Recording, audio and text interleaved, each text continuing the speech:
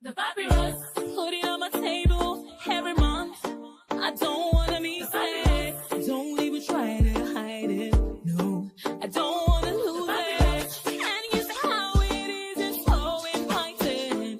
The papyrus, we're all so alive. The papyrus. Hello and welcome to the Papyrus TV News Update. The headlines. Tinubu swears in NASC chairman, commissioners and permanent secretaries. House of Representatives to resume plenary, unveil mid-term legislative report and new priorities. JAMB reveals massive failure rate, underage performance and malpractice figures in 2025 UTME. Peter Obi slams failing education system as 78% of UTME candidates score below 200. 2022 train track victim meets kidnapper in Kaduna Mosque.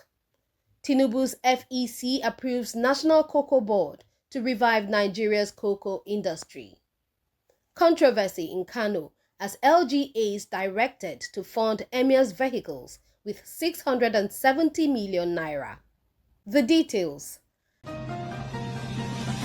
President Bola Tinubu on Monday, May 5th, swore in Dr. Saviour Enyekere as chairman of the National Assembly Service Commission, NASC, along with 12 commissioners and 2 newly appointed federal permanent secretaries.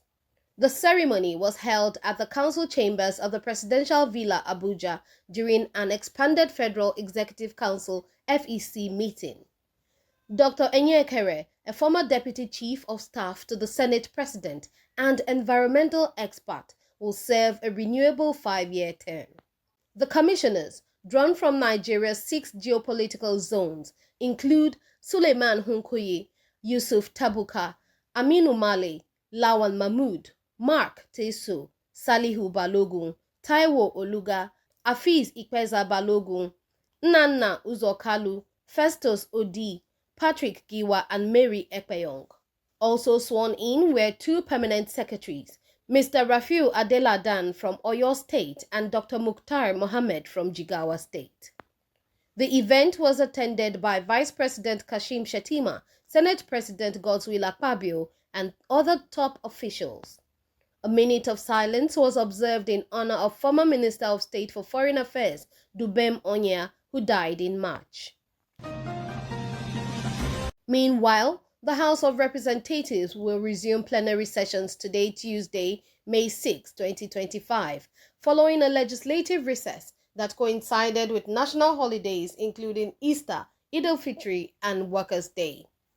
Speaker Tajuddin Abbas is expected to deliver a comprehensive address outlining the House's legislative priorities for the remainder of its session. The resumption comes at a critical juncture with the 10th Assembly preparing to mark its midterm in June.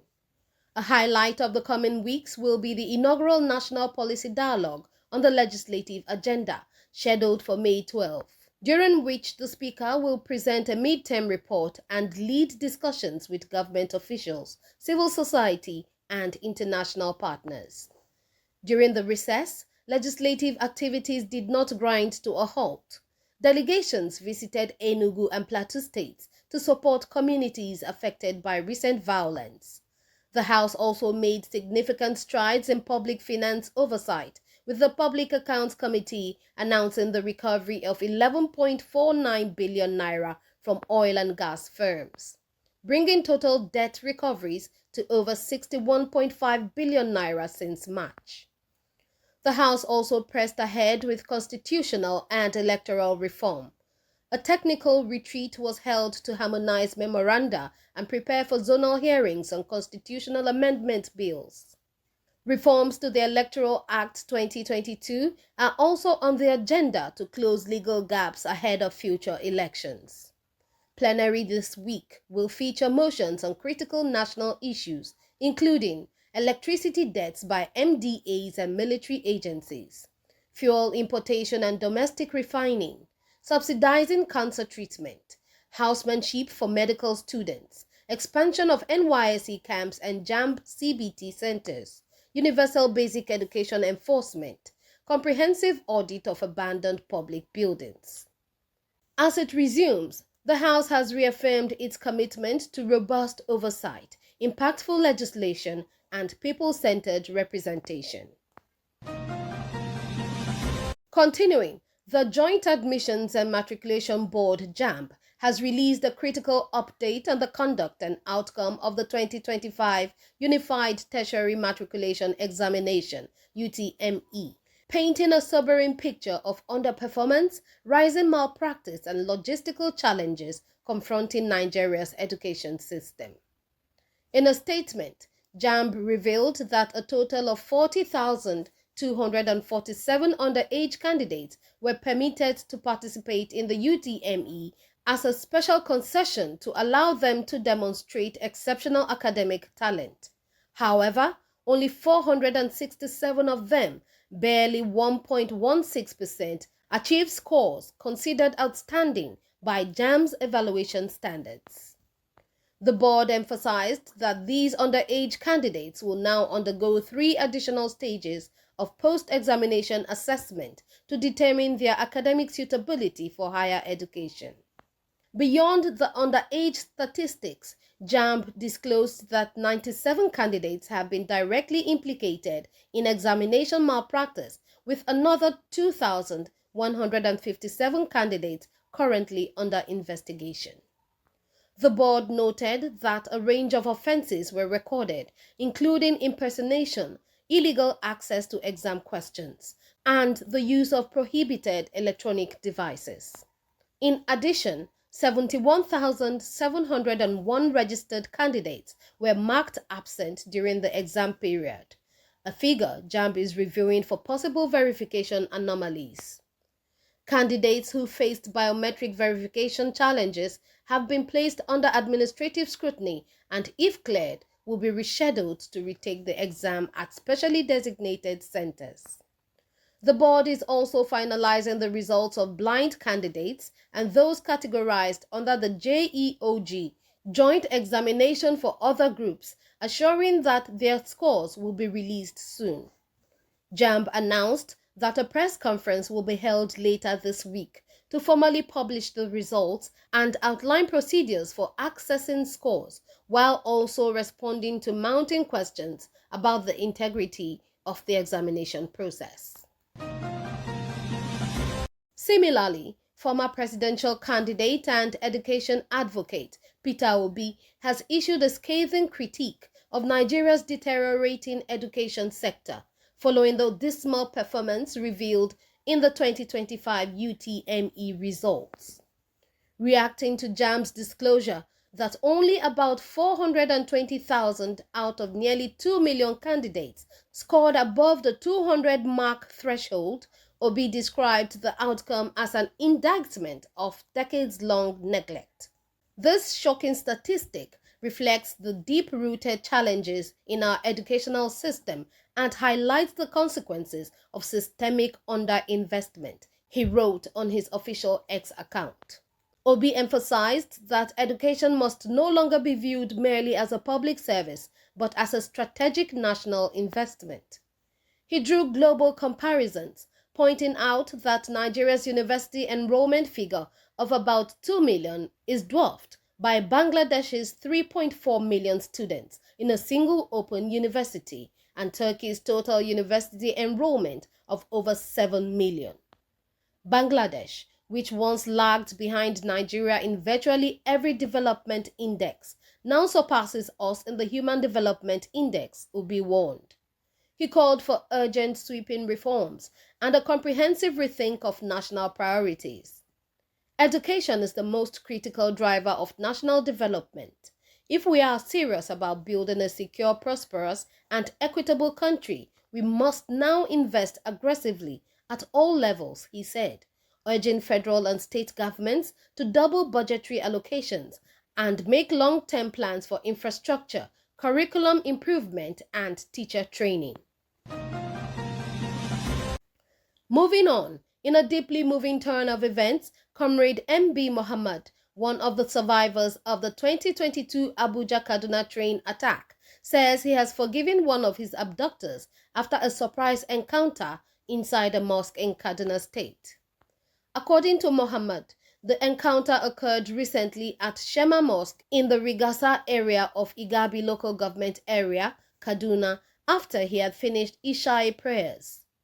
To his astonishment, he recognized Abubakar, one of the armed men who held him hostage following the March 28, 2022 AK-9 train attack that shocked the nation. In a social media post recounting the event, Muhammad wrote, "By the will of God, just as the Imam ended the prayer, I ran into one of the men who kidnapped us. He told me he had repented and left terrorism behind. He now works as a commercial motorcycle rider." Muhammad said the two men held a lengthy conversation during which Abubakar claimed some of the kidnappers had been killed in counter-insurgency operations, while others continued their acts of terror. "I told him I forgave him and I gave him some charity because of the state I saw him in," Muhammad wrote. "O Lord of all the worlds, guide us all and guide them too." Muhammad later confirmed the story to journalists from Daily Trust who met with him at his office in Kaduna Metropolis. The encounter has since sparked widespread reflection on the complexities of trauma, justice, and redemption in Nigeria's long-running battle with terrorism and insecurity. Furthermore, in a major policy move aimed at reviving Nigeria's cocoa sector and expanding non-oil revenue streams, the Federal Executive Council (FEC) has approved a draft bill establishing the National Cocoa Management Board (NCMB). The board, once enacted, will be tasked with regulating Nigeria's cocoa industry, overseeing the rehabilitation of aging plantations, and providing soft loans to farmers. It will also be responsible for enforcing market standards and boosting cocoa production across key producing states like Ondo, Cross River, Ekiti, and Ogun. Announced through the X account of the Special Advisor to the President on Media and Public Communications, the NCMB is envisioned as a key pillar in President Tinubu's agricultural and economic diversification agenda. This is about restoring Nigeria's place in the global cocoa market and empowering local farmers, the advisor stated. In 2023, Nigeria generated 356.16 billion naira from cocoa exports, trailing behind regional competitors like Ghana and Côte d'Ivoire. The new board is expected to close this gap by enhancing cocoa quality and value addition, attracting youth into agriculture, and increasing foreign exchange earnings. The proposed NCMB will also coordinate industrialization efforts within the cocoa value chain to establish prices and ensure better returns for smallholder farmers. The bill is set to be transmitted to the National Assembly for consideration and passage. Conclusively, a leaked official letter has sparked political debate in Kano State, revealing that all 44 local government areas have been instructed to contribute over 15.2 million naira each, totaling 670 million naira for the purchase and refurbishment of vehicles for the Kano Emirate Council, now under the leadership of reinstated Emir Muhammadu Sanusi II. The directive, dated March 25, 2025, and signed by a senior official in the Ministry of Local Government Affairs, authorizes the payment to Sotom Synergy Resources Limited for the supply of 4 brand-new 2024 Toyota Land Cruiser VXRs and the restoration of 2 vintage Royal vehicles, a 1969 Rolls-Royce and a Cadillac limousine. The directive is to be implemented via deductions from the state-local government joint account. It has triggered mixed reactions. Critics argue the move is fiscally irresponsible at a time when local governments are struggling with staff salaries, infrastructure collapse, and social service deficits. Supporters say the gesture reflects a commitment to restoring the prestige of the Kano Emirate, especially after Emir Sanusi's controversial reinstatement earlier this year. The state government is yet to formally respond to public backlash or clarify the financial rationale behind the expenditure. The papyrus Hoodie